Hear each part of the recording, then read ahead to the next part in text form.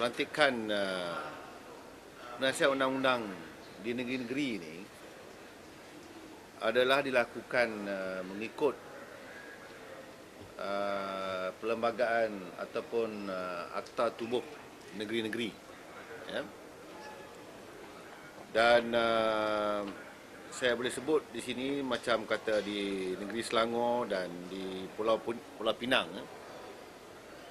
Saya quote, dalam undang-undang tubuh negeri-negeri Selangor dan Pulau Pinang jelas menyatakan itu bahawa pelantikan kejawatan, iaitu termasuklah penasihat undang-undang negeri, hendaklah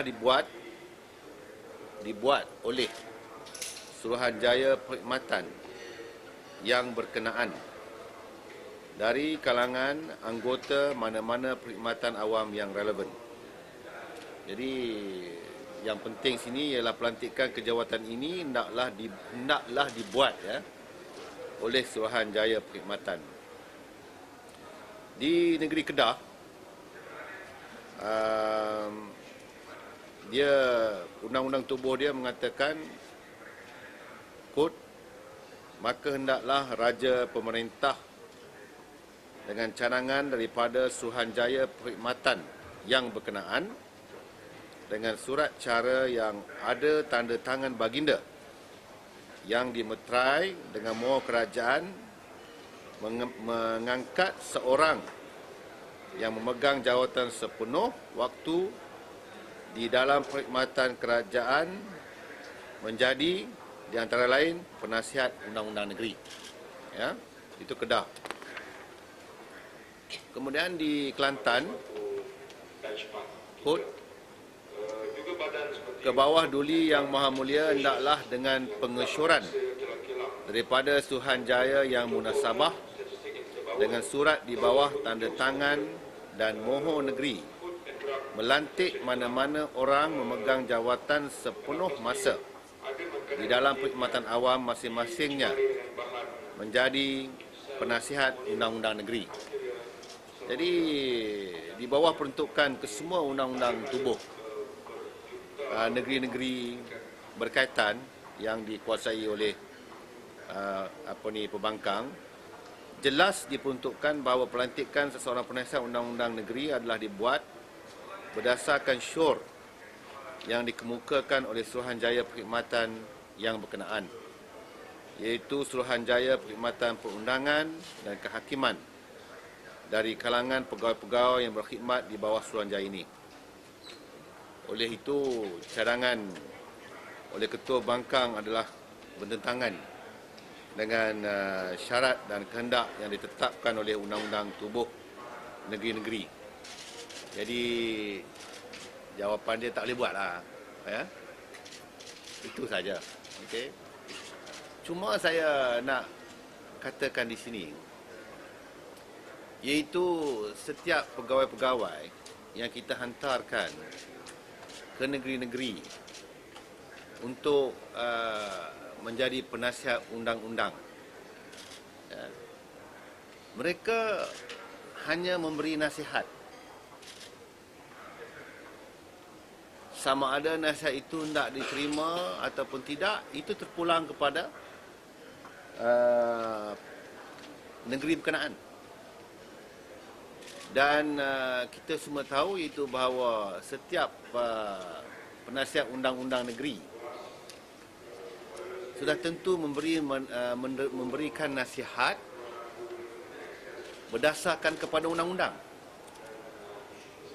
Jadi saya tak faham di mananya silap pegawai-pegawai undang-undang negeri ini sehingga kan Ketua Pembangkang tidak bersetuju dengan mereka. Apakah Ketua Bangkang mahu mereka memberi nasihat yang bertentangan dengan undang-undang? Kerana kita kena ingat, penasihat undang-undang negeri hanya boleh menasihat berdasarkan kepada undang-undang. Jadi kalau berdasar undang-undang, tidak membolehkan seorang ketua menteri ke menteri besar melakukan apa yang mereka nak buat, mereka kena dengarlah. Tidak ada penasihat undang-undang yang akan memberi nasihat yang bertentangan dengan undang-undang. Jadi yang saya nampak hari ini, kalau Ketua Perbankan tak setuju, maknanya dia nak suruh lah penasihat undang-undang di negeri-negeri yang dia merintah tu untuk menasihatkan perkara yang bertentangan dengan undang-undang. Jadi kita tak boleh terima. Ya? Tak boleh terima. The law is the law. Tapi saya nak cerita tentang senario yang sebenar ada, yang berlaku pada hari ini. Bagi negeri Pulau Pinang, Selangor dan Perak, sebenarnya Perak ni pasal dulu dia Kim tu kongsi gelap tu. Jadi bagi negeri Penang, Pulau Pinang dan Selangor dan Perak, sebenarnya ada permintaan daripada negeri supaya di-upgradekan jawatan State Legal Advisor, di mana kita telah bersetuju. Ini tujuannya ialah untuk to retain them as legal advisors in the state. Sebab legal advisor in certain state ni dia ada grade dia. Kalau kita nak bagi dia kenaikan pangkat, dia kena keluar. Tapi ada permintaan daripada negeri kerana legal advisor itu kepada mereka adalah baik dan bagus. Contohnya di Penang, Selangor dan Perak,